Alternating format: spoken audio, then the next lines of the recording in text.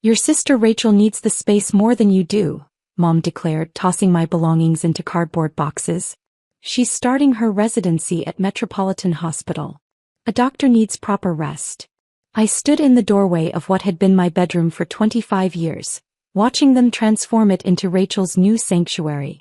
The medical textbooks were already claiming my shelves, her designer clothes hanging in my closet. Where am I supposed to go? I asked, though I already had plans they knew nothing about. You can sleep on the couch, Dad said, not even looking up from where he was installing Rachel's new desk. Or better yet, get a real job in your own place. Playing with computers in your room isn't a career. If they'd bothered to look at those computers, they might have noticed I was running a multi-million-dollar tech company from that very desk they were now throwing out. 3 years of careful planning, coding through the night, building something revolutionary, all while they bragged about Rachel's medical school achievements at every family dinner. Rachel needs to focus on her career, Mom continued, dropping my coding books into a donation box. She's going to be a surgeon. What are you doing? Making websites. I picked up my laptop bag, the only thing that mattered. Everything else was replaceable. Something like that. See? Even you can't explain it properly. Mom shook her head. Rachel has a clear path. She's going to save lives. You're just wasting time.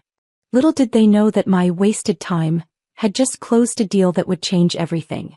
The papers had been signed yesterday. I was now the owner of the city's most prestigious office building, the Metropolitan Tower.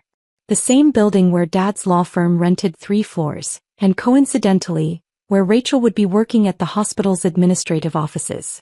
I'll be out by tonight, I said quietly. Finally showing some sense? Dad looked up. The law firm is always hiring paralegals. Not as prestigious as being a doctor, but at least it's a real job. I didn't bother responding. My phone buzzed, a message from my COO. Everything's ready at the new office. Security protocols updated. When should we announce? Give me 2 weeks, I typed back. Perfect timing for Rachel's first day at her new job. That evening, I watched from my car as they helped Rachel move in, carrying boxes of her things into what used to be my space. Mom was practically glowing with pride. My daughter, the doctor. I could hear her telling the neighbors. They didn't even notice when I drove away, didn't ask where I was going. The answer would have shocked them, to my new penthouse office at the top of Metropolitan Tower, where I oversaw an empire they couldn't begin to understand. 2 weeks passed quickly. I spent them setting up my new life, watching from my floor-to-ceiling windows as the city moved below. Every morning I saw Dad's car pull into his reserved spot on the law firm's floor. Soon Rachel would be joining the daily parade of professionals entering my building. The day before Rachel's first day, I got another text from my COO. New security protocols active. All tenants must update their passes. Your family's firms haven't responded to the notices. They will, I replied, smiling. Tomorrow. That night Mom called, the first time since they'd kicked me out. Rachel starts her new job tomorrow. At Metropolitan Tower. Isn't that amazing? Maybe you could come see her office sometime. If you get a real job, of course. Don't worry, Mom, I said, looking out at my building glowing in the night sky. I have a feeling I'll be seeing her office very soon. The next morning I watched through the security feeds as chaos unfolded in the lobby. Dad was waving his old access card at the new terminals, his face getting redder by the minute. Rachel stood beside him in her pristine white coat, looking increasingly panicked as her first day as a doctor was being delayed. What do you mean our access is denied? Dad was shouting at the security guard. I've been a tenant here for 15 years. I apologize, sir, the guard replied calmly, following the new protocols perfectly. But all access cards needed to be updated last week. The notices were sent out repeatedly. Do you know who I am? I'm James Wilson of Wilson and Partners Law. Sir. And as per the new ownership's policies, even long-term tenants need proper clearance. Mom, who had come along to document Rachel's big day for social media, stepped forward. This is ridiculous. My daughter is starting her residency today. She can't be late. I understand, ma'am, but I need authorization from Madam Owner. Then call her. Rachel demanded, checking her watch nervously. I already did, the guard said, glancing at the private elevator that only I could access. She's on her way down.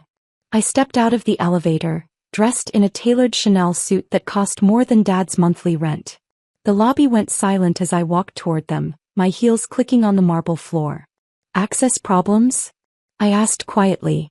Mom's phone slipped from her hands. Dad's jaw dropped. Rachel's perfectly practiced doctor's composure cracked. Sarah. Mom whispered. Actually, it's Ms. Wilson in this building, I corrected her. Or Madam Owner as the staff prefer. This is impossible, Dad stammered. You make websites. I turned to the security guard. Please pull up the ownership documents on the main screen. The massive lobby display lit up with my company's acquisition papers. There was my signature, clear as day, at the bottom of the multi-billion-dollar purchase agreement. Those websites you never bothered to look at? I said, turning back to my stunned family. They revolutionized building management systems. Every major property management company in the country uses them now, including the one I bought this building from. Rachel found her voice first. But my job, the hospital offices, are still yours, I assured her. Unlike some people, I don't believe in throwing family members out when it's inconvenient. I gave Mom a pointed look. However, there are some new terms we need to discuss. I nodded to my assistant, who appeared with 3 folders. Your new lease agreements. Dad, your firm's rent is being adjusted to market rate, no more friendly discounts. Rachel, the hospital's administrative office lease includes a clause about mandatory technology training. And Mom. I smiled. You'll need to schedule an appointment if you want to visit.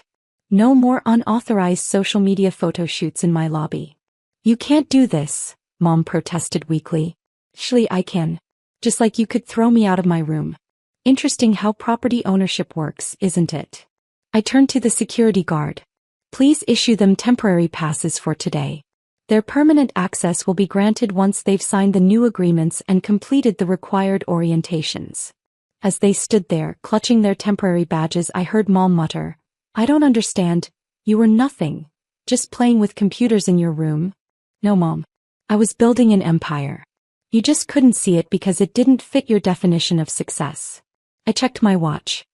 Now, if you'll excuse me, I have a board meeting to attend. In my building. 1 month later, I sat in my penthouse office, reviewing the latest tenant reports. Dad's law firm had quietly signed the new lease at triple their previous rent. Rachel had completed her mandatory tech training, though she'd failed twice before passing. Mom had tried to sneak into the building 4 times for social media photos before finally accepting she needed formal approval. My intercom buzzed. Ms. Wilson? Your family is here for the requested meeting. Send them in. They entered like chastened children, Dad without his usual legal bluster, Rachel missing her superior smirk, and Mom clutching her designer bag like a shield. The city stretched out behind me through floor-to-ceiling windows, a constant reminder of who owned what now. Sit, I gestured to the chairs facing my desk. We need to discuss some changes. More rent increases? Dad asked nervously. Actually, I pulled out 3 folders. These are about my old room. Mom straightened defensively. Rachel needs that space for her residency. Let me stop you right there. I opened the first folder.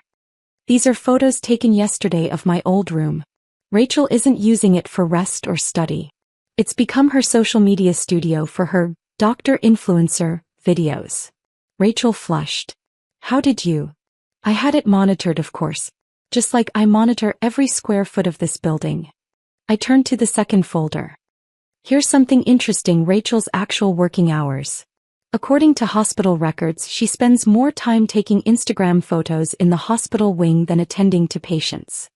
You can't access those records. Rachel protested. I own the building, remember? Including all its security feeds and access logs. I opened the third folder. And Mom's little social media empire? The one she's been building by sneaking into my building for photo ops? It's all been running on servers I own. What do you want? Dad asked quietly. The same thing I've always wanted: respect. Recognition. A family that sees me for who I am, not who they wanted me to be. I stood up, walking to the window. You kicked me out because Rachel needed the space. Now let's talk about who really needs what. I pressed a button and the wall screen lit up with charts and graphs. Dad, your firm's billable hours are down 40% since last month. Want to know why? Your outdated systems are costing you clients. Rachel, your patient satisfaction scores are the lowest in the hospital because you're too busy filming TikToks to actually practice medicine. And Mom. I turned to her. Your social media influence relies entirely on access to this building, access you no longer have. Are you going to throw us out? Rachel whispered. No. Unlike you, I understand the difference between property and power. I handed them each a new document. These are your choices. They read in silence. Dad spoke first. You want us to convert my firm to your tech systems? Full digital transformation. Your choice is simple: evolve or watch your firm become obsolete. Rachel read her paper next. Mandatory patient care hours. Social media restrictions. Be a doctor first, influencer second. That's what the hospital space is for, isn't it? Mom's hands shook as she read hers. Building access only for legitimate business purposes. No more unauthorized photos. No more pretending you own the place. No more using my success to fuel your social media fantasy. And my room? Rachel asked. Convert it back to my home office within 48 hours, or I'll increase the hospital wing's rent by 200%. I smiled. Your choice. They sat there, papers in hand, finally understanding the new power dynamic. One more thing, I added, pressing another button. The screens showed their social media accounts, all of them. Every post where you mocked my computer hobby, every comment about me wasting my life, every family photo where I was cropped out. I've kept them all. Think carefully about your next moves. Dad signed his paper first. Then Rachel. Mom hesitated longest but eventually added her signature. Welcome to the digital age, I said, collecting the signed documents.